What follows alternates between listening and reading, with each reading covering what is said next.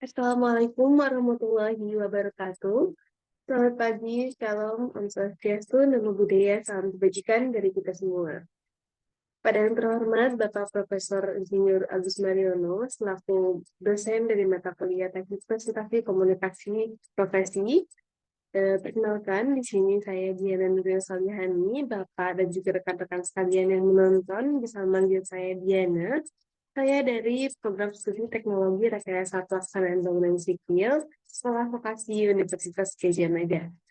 Di sini izinkan saya untuk memaparkan suatu ide atau suatu pemikiran framework di mana di sini saya ingin menganalisis suatu analisis daya dukung tanah pada struktur di atas timbunan sampah TPST Piungan dengan metode elemen hingga yang bisa dilakukan oleh teman-teman sekalian.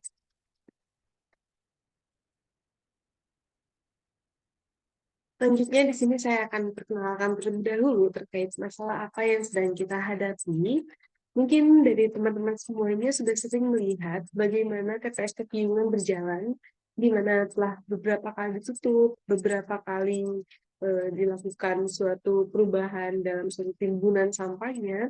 Karena mungkin di sini kalau bisa kita lihat dalam foto yang tertera, sudah sangat besar sekali timbunan yang ada dan itu isinya sampah semuanya.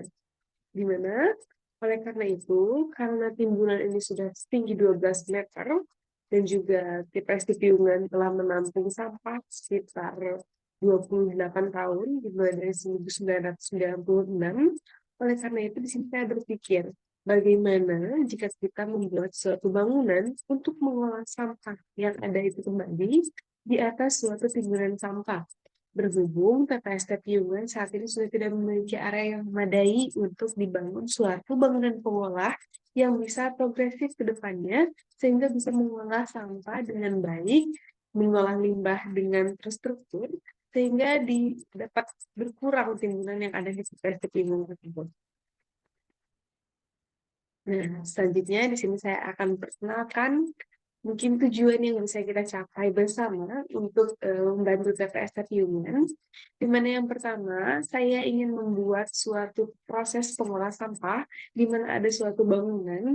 Di situ akan ada proses pengolahan mungkin limbah plastik, lalu juga limbah yang ramah lingkungan, nantinya bisa diolah kembali untuk mengolah kembali limbah air tinding misalkan, di mana bangunan tersebut diadakan atau didirikan di atas timbunan sampah. Mengingat timbunan sampah sepertinya memungkinkan apabila kita dapat membangun struktur di atasnya. Akan tetapi kita memerlukan analisis yang lebih dalam. Selanjutnya, tujuannya adalah untuk mengetahui kekuatan tanah yang bisa didukung oleh timbunan sampah. Timbunan sampah sendiri, teman-teman sekalian, dibuat berdasarkan dengan standar yang telah ditentukan di dunia maupun di Indonesia atau nasional. Di mana umumnya sampah nantinya itu akan ditumpuk dengan tanah, lalu ditumpuk lagi dengan sampah kembali. Sehingga apabila kita bayangkan timbunan sampah itu tidak hanya sampah saja, tapi juga sampah yang terpadatkan dan juga tanah yang juga ikut terpadatkan. Jadi di situ ada campuran dan kita perlu tahu bagaimana sebenarnya perkuatan tanah yang ada. Karena di situ ada sampah di mana itu sesuatu yang unik. Selanjutnya kita akan mengetahui bagaimana fondasi yang harus kita buat untuk untuk bangunan di atas timbunan sampah tersebut. Baik, mungkin kalau misalkan kita mengikuti research methodology atau mungkin metodologi penelitian, kita tadi sudah menyampaikan terkait dengan problem formulation atau identifikasi masalah yang bisa kita capai. Nah, selanjutnya untuk literatur review atau bacaan yang perlu kita cari atau data yang perlu kita cari, yang pertama pastinya kita harus mengetahui terkait dengan karakteristik tanah pada suatu timbunan sampah. Lalu juga kita harus mencari terkait dengan bagaimana bangunan pengolah sampah itu sendiri. Karena sudah banyak bangunan pengolah sampah canggih, tapi kita perlu membuat versi mini yang bisa ditaruh atau disimpan di atas timbunan sampah, tetapi berguna secara manfaatnya. Selanjutnya, kita perlu mengumpulkan data tanah yang disediakan atau mungkin kita yang perlu menyediakan itu.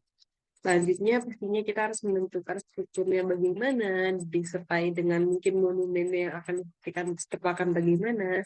Lalu juga di akhir kita perlu untuk menganalisis lebih lanjut terkait dengan ini.